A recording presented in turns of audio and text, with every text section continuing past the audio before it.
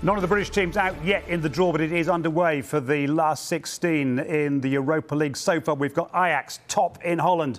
We'll play the first leg at home to the runaway leaders in Switzerland, Young Boys, and Dynamo Kyiv will meet Villarreal of Spain. Roma are up against Shakhtar Donetsk. And Chris Boyd, as we come to you to talk through the rest of the draw, interesting headline today in the Italian sports paper Gazzetta dello Sport saying that Roma and Milan, the two Italian survivors, it's like the Champions League for them. Such is the strength of the clubs left in this competition at this stage.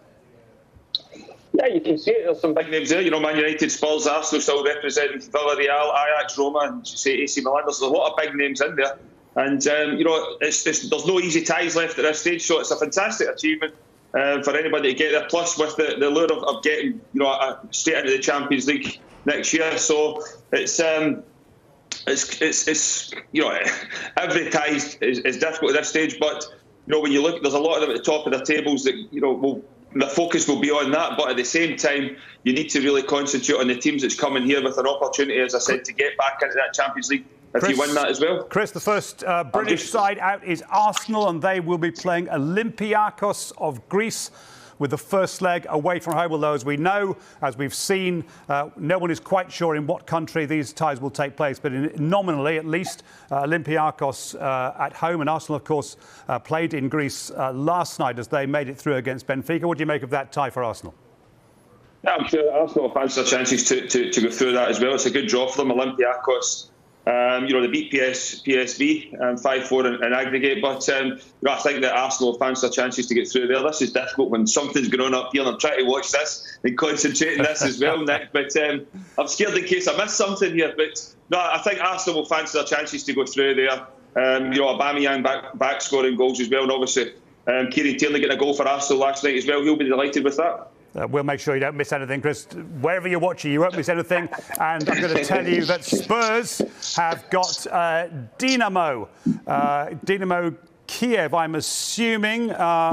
It's Dinamo Zagreb from Croatia. We've got two Dynamos in, but Dinamo Zagreb will be playing Spurs, which is a team not to be underestimated. The kind of game that maybe Leicester thought they got, maybe Leicester fans thought that Slavia Prague would be a team they could beat.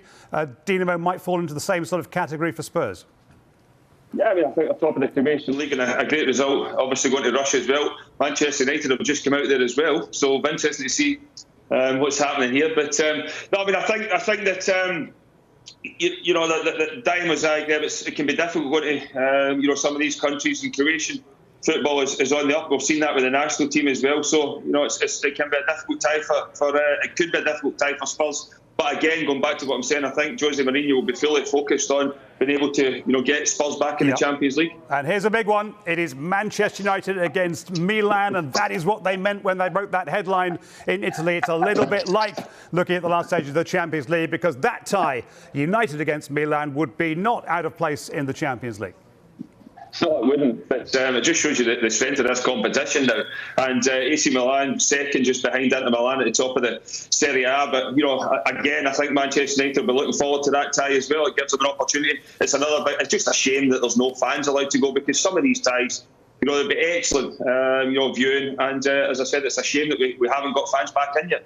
You mentioned Slavia Prague, who knocked out Leicester City with that 2-0 win in the second leg, having had a 0-0 draw. And that is who Rangers are going to play, Chris Boyd. It is a trip to Prague, if COVID restrictions allow, in the first leg for Steven Gerrard's Rangers. What do you think? Yeah, we're looking forward to it. But I mean, I think with the ties, we've seen Celtic, Sparta Prague, who are second behind Slavia Prague, you know, thrashed Celtic 4-1 home and away. So it shows you that you know, the strength and depth in that league as well. So it'll be one that Steven Gerrard and Rangers will be looking forward to. And you know, they'll fancy themselves to go through. As I said, there's no easy games at that stage, but Rangers are more than capable of making that next step. And you know, when you look at Leicester, you know, weren't able to get the better of them last night, but it's one of the ones that Steven Gerrard would have looked at and said, you know what, if we can get them, it gives us an opportunity to get to that last 8. Not underestimate them in any way, but Rangers will fancy their chances. Ole Gunnar Solskjaer's Ole Gunnar Solskjaer's old team Molde, who had a fantastic win against Hoffenheim 2-0 away from home last night, are going to play Granada of Spain in the last 16. Granada against Molde, and they are arguably the surprise team of this stage of the tournament. Chris Boyd, what is a good result in the first leg for Rangers against Slavia Prague? Well, I don't know. I mean, it's obviously away from home. If you can, I always think if you can nick an away goal, you've got an opportunity when you come back to it. Especially, as I said, it's usually rocking on European nights, but with no fans there, it's as I said, it's a blow for everyone. And they can play a big part. We've seen it before in the past, but if you can go away from home and come back with a positive result, score a goal, score 2 goals, it can have a big say in the second leg. But I'll say it again, what we said at the start, Nick, that Rangers and Steven Gerrard will be looking at it and saying we can't concede the goals that we conceded in the last round.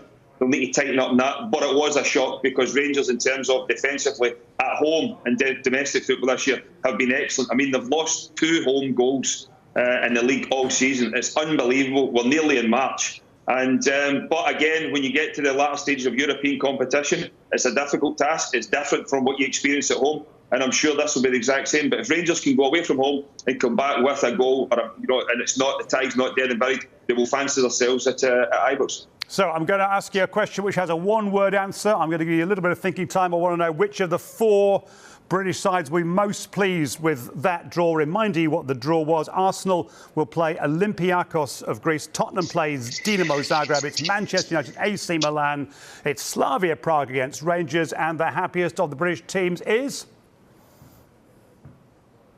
Arsenal. Thank you. That was a one-word answer. That's why we keep using you, Chris Boyd. Thanks very much indeed for your company.